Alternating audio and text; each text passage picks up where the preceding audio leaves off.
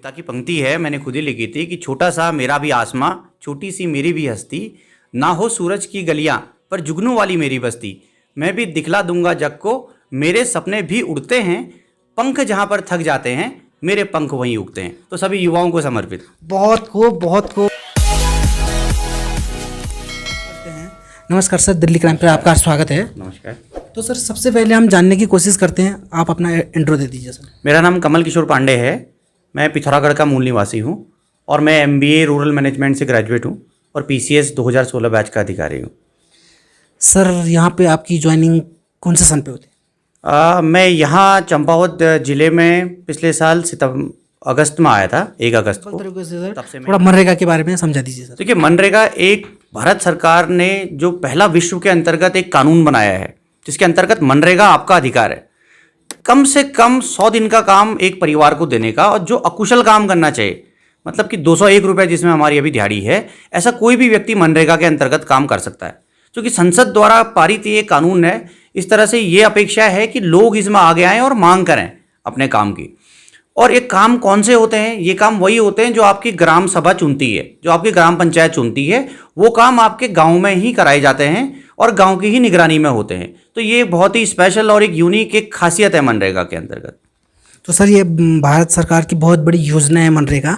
तो सबसे पहले सर हम जानना चाहते हैं कि सर, ये जो मनरेगा के कार्य हैं कितने दिन के होते हैं? देखिए, मनरेगा के अंतर्गत जो ब्लॉक का हमारा कार्य होता है कि कार्यों को हम एक शेल्फ बना के रखें, मतलब हमारे पास ऐसे काम रहे कि यदि लोग काम मांगें तो हम उनको काम दे पाएं। और जो भी उनको काम दें उसमें ये एक ध्यान रखा जाता है कि लगभग 100 रुपये यदि खर्च हो रहा है तो 60 रुपया खर्च हो उसमें कम से कम लेबर में और 40 रुपया खर्च हो मटीरियल में।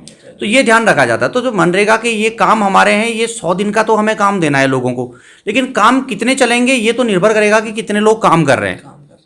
तो सर, फिलहाल इसमें दिहाड़ी कितनी मिलती है मनरेगा? अभी इसमें भारत सरकार के द्वारा 201 रुपये, जो हमारे उत्तराखंड के अंतर्गत जो दिहाड़ी है वो 201 रुपये की है। 201 रुपये की। सर, एक अपडेट आया था कुछ समय पहले आया कि 2020 से 100 दिन से बढ़ाकर 200 दिन करने का था, उसमें अपडेट क्या हुआ सर उसका? ये तो अभी सरकार की कॉल है, अभी इस तरह का कोई हमारे पास इस तरह का ऑफिशियल कम्युनिकेशन नहीं है। तो अभी तो ये मान के जाना चाहिए कि जितने भी लोग हमारे पास हैं, हम कम से कम इस स्थिति में रहें और कोरोना के दृष्टिगत भी कि 100 दिन का उनको काम दे पाएँ। अच्छा सर, ये प्रवासियों के लिए कुछ खास योजना? देखिए, प्रवासियों के लिए जनपद चंपावत में माननीय जिलाधिकारी महोदय के निर्देश के क्रम में हम लोग जो विभिन्न योजनाएं चला रहे हैं, उनमें मत्स्य पालन, हम कोशिश कर रहे हैं कि कैसे हमारे लाइन डिपार्टमेंट के साथ मनरेगा का युगपतिकरण किया जाए। इसके अंतर्गत यदि हमारे पास आ रहे हैं प्रवासी व्यक्ति मछली तालाब की बात लेकर के, या कोई कह रहे हैं कि वो मुर्गी पालन काम करना चाहते हैं या बकरी पालन करना चाहते हैं, तो इस तरह से विभिन्न व्यक्तिगत कार्यों के माध्यम से हम उनको जोड़ रहे हैं। उसके अलावा माननीय मुख्यमंत्री जी द्वारा जो मुख्यमंत्री स्वरोजगार योजना है, वो भी बहुत एम्बिशियस, बहुत ही महत्वाकांक्षी योजना है। और चंपावत जिले के अंतर्गत तो आप लगाइए, यदि 1 लाख का काम है आपका, तो आपको केवल 75,000 पर ही जो बैंक की प्रचलित ब्याज दर है, उसका ब्याज दे करके आपने अपना वो काम करना है। यानी कि 25% अमाउंट आपके लिए एक तरह से। वर्ष का कमेंट आया है कि ये सुरक्षा दिवाले हैं, इनको सरकार ने अभी बंद किया है, वो हाउ टू रीजन? देखिए, ऐसा है ना, मनरेगा के अंतर्गत तो जो हमारा भूमि विकास संबंधी कार्य आते हैं, उसके अंतर्गत जो कृषि भूमि अगर आपकी है, कृषि भूमि में सुरक्षा दीवार वगैरह काम यदि आप कराते हैं तो उससे भूमि की उत्पादकता बढ़ती है, कृषि की उत्पादकता बढ़ती है। तो ये काम कभी भी ऐसा नहीं है कि ये काम डिनाई हुए हैं। हाँ, कई बार ऐसा होता है, कुछ केसेस में हम देखते हैं जहाँ व्यक्तिगत आंगन की सुरक्षा दीवार बन रही है, तो वो पूरा मनरेगा का एक तरह से उद्देश्य ही कहीं और चला जाता है। हम कह रहे हैं कि भूमि या कृषि की उत्पादकता बढ़नी है ताकि हमारे सीमांत छोटे किसानों को फायदा हो, और कहाँ वो सीमेंट का काम लगे किसी व्यक्ति विशेष की दीवारों पे लग रहा है। तो ये चीज़ थोड़ा सा ये है कि जो हम अवॉइड कर रहे हैं, हम कोशिश कर रहे हैं कि ये चीज़ें ना हो, ताकि जो योजना जिस उद्देश्य के लिए उस उद्देश्य में लगे। यानी कि कहने का मतलब है कि जो खेत की दीवारें टूटी है उनके लिए अभी कार्य है, और आंगन की दीवारों के जो घर के आगे आंगन की दीवार है उनके लिए अवेलेबल नहीं हो पाएगा। तो सीधा सीधा और चीज़ है कि सर, ये जो प्रधानमंत्री आवास योजनाएं हैं, इसमें बहुत सारे, अभी इसमें भी बहुत सारे टिप्पणी हुई है सर, अभी जितने भी हैं बहुत सारे कमेंट हैं, तो इसमें बहुत सारी शर्तें रख दी हैं प्रधानमंत्री आवास योजना में। तो सर, इन शर्तों को सारा फॉलो कर पाएंगे? देखिए, ऐसा है, अभी तो हम सितंबर एंड की जिस दहलीज पे खड़े हैं, अभी हमारे सामने तो जो मानक आए हुए हैं कि किन मानकों के आधार पर आखिर हम एग्जामिन करें। उदाहरण के लिए, जब हमने आवास की जियो टैग की थी, यानी कि जब हमने उनकी फ़ोटो खींची थी, तो हमने किसी लाभार्थी को पाया कि वो पात्र है, लेकिन हो सकता है कि इस अवधि में खुदा न खास्ता देहांत हो गया हो, या इस अवधि में उस लाभार्थी ने खुद ही मकान बना लिया हो, या कोई व्यक्ति सरकारी नौकरी में लग गया हो। तो विभिन्न कारणों से जो उसकी अपात्रताएं हैं वो सरकार की तरफ से आई हैं। तो अभी केवल ये चल रहा है कि उन अपात्रताओं की कैटेगरी में देख करके जो भी आवास हमारे जियो टैग हुए हैं उनको एक बार वर्गीकरण कर लें। केवल इतना ही अभी इसमें काम चल रहा है। तो सर ये जो आवास योजना है इसकी कम से कम 7 अभी मैं लिस्ट देख रहा था बाहर लगी हुई थी, तो उसकी जो है कि ऋण नहीं लिया होना चाहिए बैंक से, या उनके पास 2 व्हीलर ना हो। सरकार ने केसीसी तो शायद हर किसान की बनाई है सर। देखिए, ऋण नहीं था उसमें, था कि हाँ केसीसी उसमें एक पात्रता है कि वंचना उसमें हम देखेंगे अगर, तो केसीसी उसमें एक मानक है। इसी के साथ उसके अन्य मानक है गवर्नमेंट जॉब का, इनकम टैक्स अगर कोई पे करता है, 4 व्हीलर किसी के पास है। तो जितना हो सके तर्क संगत ढंग से हम इसको एग्जामिन करने का प्रयास कर रहे हैं। और जो फाइनल सूची यदि आएगी आवास की, या कभी हम लाभार्थियों को चिन्हित कर लें और अब इस स्थिति में आ जाएं कि देखिए ये फाइनल लिस्ट है, तो हम उसको पब्लिक के डोमेन में रखेंगे ताकि और उसमें कमेंट्स आ पाएँ। देखिए, इसमें हमेशा क्या होता है, आवास में हो सकता है कि कोई व्यक्ति चंपावत में है लेकिन उसका लोहाघाट या टनकपुर में आवास हो। आप किसी के दस्तावेज कैसे चेक करेंगे? तो ये जो निरीक्षण करने वाले उनके स्तर में भी ये बड़ा एक ऐसा कार्य हो जाता है।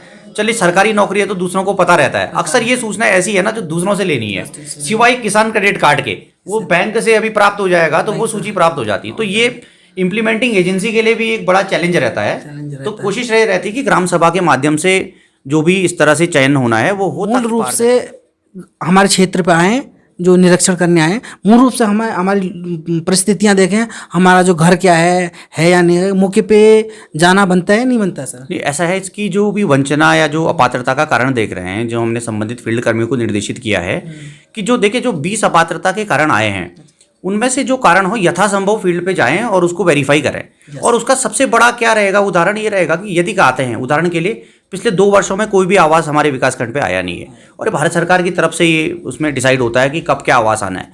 अभी तो हमारे सामने ये टास्क है कि भाई जो भी आवास के हमने फोटो खींची हुई हैं, जियो टैग किए हुए हैं, उनको हम देख लें, एक बार अच्छी तरह एग्जामिन हो जाए, ताकि कोई जो दूसरा बेचारा वंचित व्यक्ति है वो उसके चक्कर में उनका जो है नाम उसमें से न हट जाए। अनवरत प्रक्रिया है ये।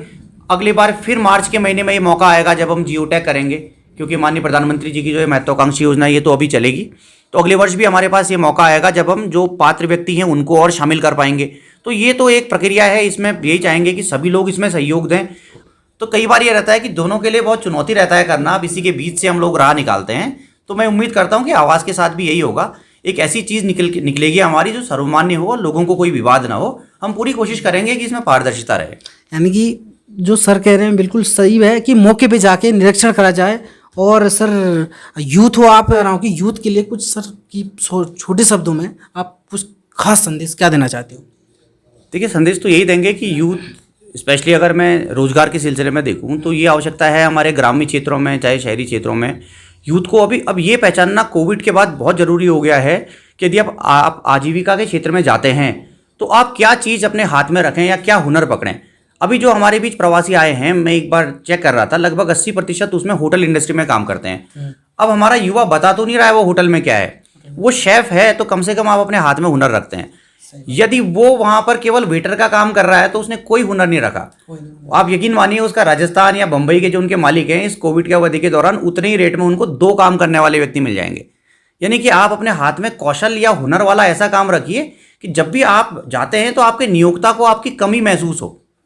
आप यदि ड्राइविंग लाइसेंस चलाते हैं, अगर आप उदाहरण के लिए केवल अगर आप जो ये हैवी हमारी मशीन है ये भी चलाते हैं तो आपका एक बनता है, आपका एक महत्वपूर्ण बात आपकी लोग सुनते हैं। तो कोई भी ऐसा हुनर वाला काम होगा तो हमेशा आप लोग इस स्थिति में रहेंगे कि नेगोशिएट कर पाएँ। आपके व्यवसाय की क्या शर्तें हैं, आप उनमें हमेशा मजबूत बन के उभरेंगे। तो मैं यही संदेश देना चाहता हूँ युवाओं को। तो सीधा हमारी जो सर से बात हुई थी तो सीधा उनकी बातों से हम सहमत हैं। मुझे लग रहा है कि आप लोग भी सहमत होंगे। तो सर और कुछ कहना चाहिए सर? बस सभी को ये कहना चाहूँगा कि कोविड का जैसा कि ये समय है और निराश होने की ज़रूरत नहीं है, क्योंकि मैं देख रहा हूँ कि कई युवा हैं, मैं सुन रहा हूँ कि कुछों के पास वापस जाने के लिए भी पैसे नहीं हैं। देखिए, मनरेगा एक ऐसी चीज़ है, मैं सभी को हमारे विशेष रूप से हमारे इस ब्लॉक में कहना चाहता हूँ, आप 8-10 लोग आइए तैयार होकर के मेरे पास नाम लेके आइए कि साहब हम ये वाला काम करना चाहते हैं, कच्चा काम, कोई पैसे की बाध्यता नहीं है और कोई ना ऐसा काम करने की बाध्यता है, कोई भी हिंड्रेंस नहीं है। हम कोशिश करेंगे कि 10 दिन के अंतर्गत वो काम, उस काम में आप लग जाएं और उसमें केवल मटेरियल पैसा है, लगभग 15 दिन बाद आपको भारत सरकार की तरफ से सीधे आपके खाते में पैसा आ जाता है। तो ये एक गाँव के लिए एक ऐसी योजना है जो हमारे आसपास इर्द गिर्द है, तो आप लोग फ़ायदा उठाइए और इससे जुड़िए। धन्यवाद। Thank you sir. इस चैनल को लाइक सब्सक्राइब कीजिए, क्योंकि आपके मतलब की इसमें बातें करते हैं। थैंक